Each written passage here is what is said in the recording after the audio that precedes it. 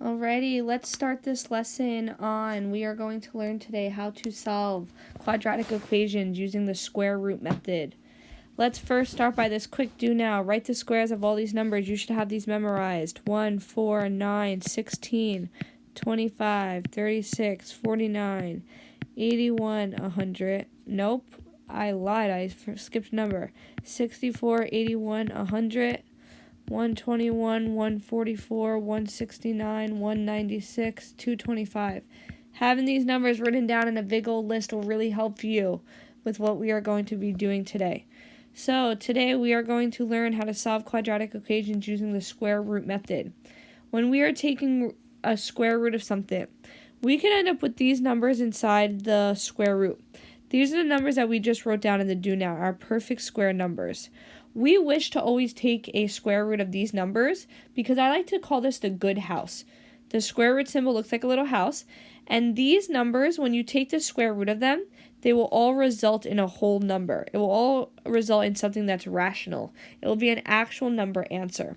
But for example, if you took the square root of, let's say 50, it would give you those big long decimals. It's an irrational number because it's not a perfect square.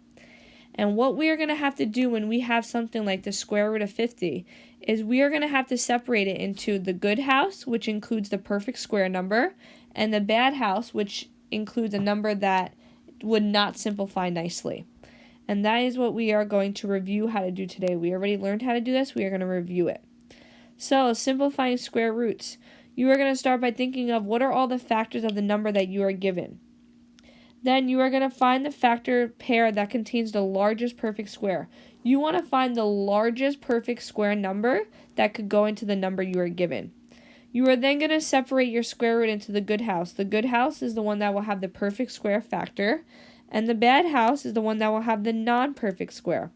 Then we will simplify the good house and leave the bad house as it is. So what the hell am I talking about? Let's see. We are trying to find the square root of 18. So I started by thinking to myself, what are all the numbers that multiply to 18? And now I have to think about which one of these is a perfect square. 9 is a perfect square. That's our biggest perfect square. So I rewrite it as square root of 9 and square root of 2. And I know that the square root of 9 in the calculator is 3, and leave square root of 2 alone. So this would be our answer. And just to double check, if you type square root of 18 in the calculator, or if you type 3 square root of 2 in the calculator, they end up being the same thing. And another example is, anytime you have something on the outside, like here we have this negative on the outside, you just leave it alone and do what we just did. So if I'm trying to find the biggest perfect square of 125, it would be 25, and 25 times 5 gives me 125. And then I know the square root of 25 is 5, leave the negative on the outside, and then I just have square root of 5. Since that won't simplify. Alright, now let's look into some guided practice. Start by writing a list of all your numbers that you know. 1, 4, 9, 16, 25, 36, 49, 64, 81, 100. This is probably good enough for us. Alright, we're going to think about what number can divide into 45. It has to be one of those perfect squares. So I would try like 245 divided by 81, no good. 245 divided by 64, divided by 49, hey, that works. 49 and 5. And now, what is the square root of 49? That is 7. And square root of 5 stays, since if you typed it in the calculator, it would give you a big old decimal. And now you just take those two coefficients, 9 times 7, that is 63, and leave square root of 5 alone. The next one should be easy. If you look at your list, you should easily be able to tell that 100 can work. 106. 100 times 6 would give you 600.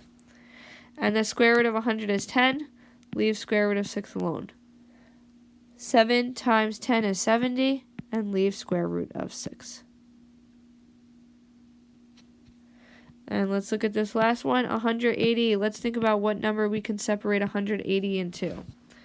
180 divided by 64, 180 divided by 49, 180 divided by 36. Hey, that works. 36 and 5. The square root of 36 is 6. Leave square root of 5 alone. And 5 times 6 is 30. Leave square root of 5 alone.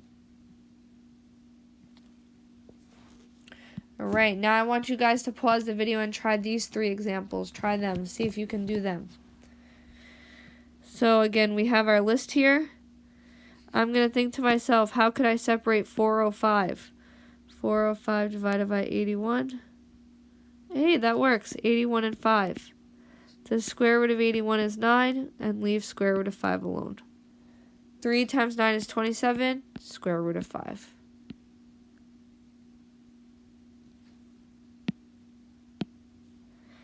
Alright, let's think about the next one. What number could simplify out of 125? If you tried all of those, the first one that works is 25 and 5. And the square root of 25 is 5. Leave square root of 5 alone. 9 times 5 is 45. Square root of 5. And you can double check to make sure your answer is correct. Our original problem was 9 square root of 125. And our problem is 45 square root of 5. Our answer. And they equal, so we are good. Let's check this one. What number can we divide out 27? We can do 9 and 3. The square root of 9 is 3. Square root of 3. 8 times 3 is 24, and leave square root of 3 alone.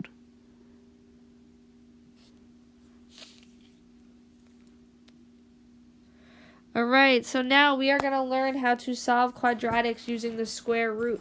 So, we are going to do everything we can to get our x squared, or whatever variable we're working with, alone. Then, to get rid of the squared, we will be taking the square root of both sides. And anytime you take the square root of a number, it ends up with the positive and the negative answer. So what am I talking about? Let's look at this I do problem. I want to get this n squared by itself, so I need to bring negative 4 to the other side. In order to do that, I'm going to add 4 to both sides. So I would get n squared equals 81. Now, n does not equal 81. N squared equals 81. So to get rid of the squared, you take the square root of both sides. And the square root of 81 is 9. But it's not just a positive 9, it's also negative. So you put a plus or minus. That means positive or negative 9. Let's look at the next one. I need to get this 10x squared alone, so I'm going to get rid of that 5 by subtracting 5. I will get 10x squared equals 80. Then that 10 is being multiplied by x squared, so I divide each side by 10. I get x squared equals 8. And now if I tried to take the square root of 8, it would give me a big old decimal. Never ever write that decimal down.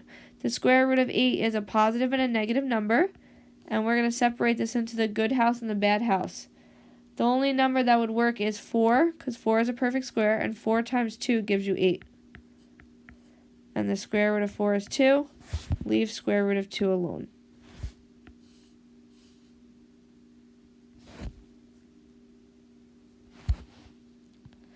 Alright, let's look at this we do problem. We want to get that x squared by itself, so we need to get rid of the 7. 7 is being multiplied by x squared, so the opposite is to divide. So we would have x squared equals 9. And to get rid of the square root of 9, the squared 9, to get rid of x squared, to get rid of the squared, we have to take the square root. And the square root of 9 is a positive or a negative 3.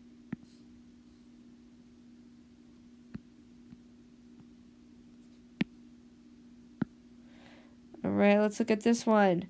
I want to get my 3m squared by itself. So I have to bring the 7 to the other side. I'm going to subtract 7 from both sides. I'll get 3m squared equals 294. And now that 3 is being multiplied by m squared, so I'm going to divide by 3. And we get m squared equals 98. Now, we will try to take the square root of both sides.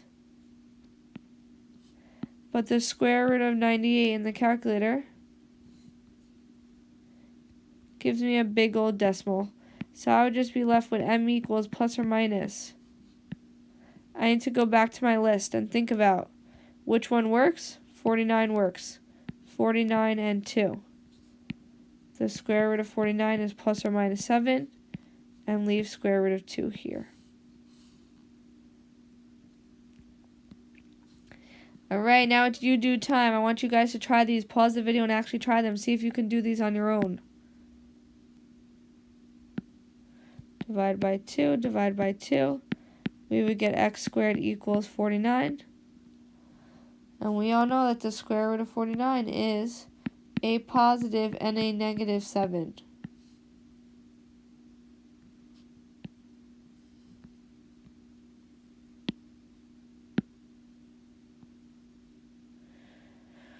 Alright, this one we are going to add 6 to both sides. So we will get 4b squared equals 80. Divide by 4. We get b squared equals 20. Now I cannot just leave it like that. I need to get rid of that squared, so I'm taking the square root. Square root of 20 in the calculator will give you a big old decimal, so you need to separate it into good, bad. The number that works is 4 and 5. And the square root of 4 is 2. Leave square root of 5 alone. Alright, now we are going to try 2 more a little bit complicated problems just because they have parentheses, but you can do it. So, you are always going to leave whatever is connected to the x squared, which is the parentheses, alone. We have to get rid of a divided by 3, which means we're going to multiply each side by 3. So we would have x minus 4 squared equals 36. And now we need to get rid of that squared, so I'm going to take the square root of both sides. I cannot start adding 4 right now, because that 4 is being blocked by the squared. So I'm going to have x minus 4 equals plus or minus 6.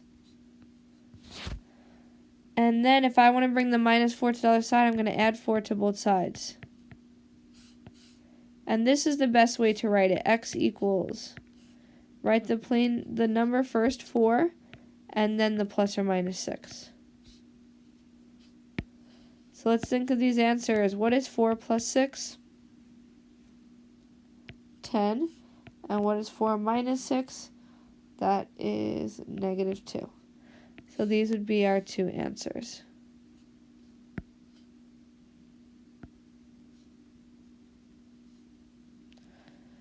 Alright, again, we want to leave this x minus 4 squared alone, but that 3 is being multiplied, so I'm going to divide it. So I would get x minus 4 squared equals 54 divided by 3 is 18. And now to get rid of that squared, we're going to take the square root of both sides. This does not work out perfectly, so start thinking about what 2 numbers work. 9 and 2. And the square root of 9 is 3. And now I can't have that minus 4 there, so I'm going to add 4 to both sides.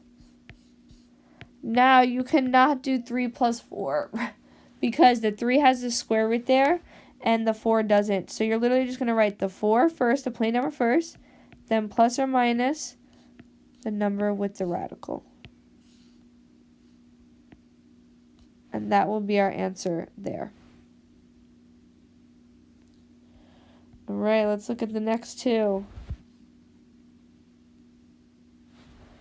Alright, let's look at this one. Let's get rid of the 25. 25 is being multiplied, so we divide. We get x plus 1 squared equals 4. And now to get rid of that squared, we're going to take the square root of both sides. We get x plus 1 equals plus or minus 2. And now if I want to bring the plus 1 to the opposite side, I'm going to subtract 1. So I would get x equals negative 1 plus or minus 2. And let's think about it. Negative 1 plus 2 is just 1. And negative 1 minus 2 is negative 3.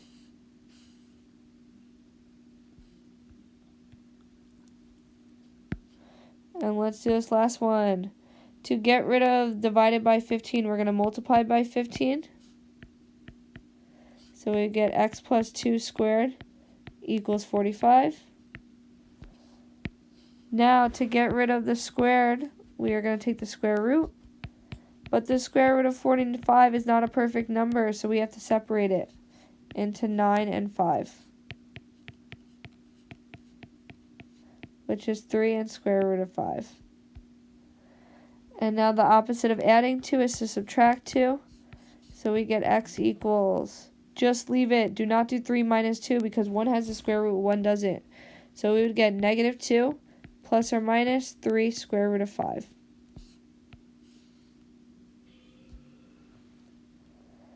And this last question I want us to see is a try the following. So first we would divide by 7. We'll get x squared equals negative 3. And now take the square root. You can never ever take the square root of a negative number.